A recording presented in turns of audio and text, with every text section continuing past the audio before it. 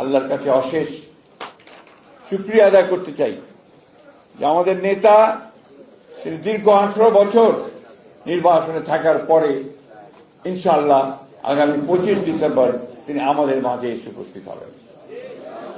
এটা আমাদের জন্য অনেক অনুপ্রেরণার বিষয়। আমরা এত উদ্বেগের মধ্যে আমরা কিন্তু অনুপ্রাণিত হয়েছি।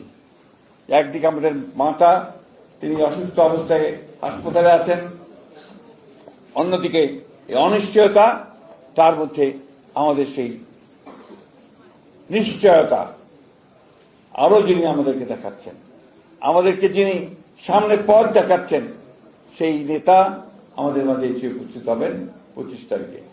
আসুন আমরা 25 তারিখে তাকে এমন এক সম্বর্ধনা জানাই যেটা অতীতে কখনো কোন নেতা বাংলাদেশে পায়নি। আমরা সবাই প্রস্তুত আছি ইনশাআল্লাহ।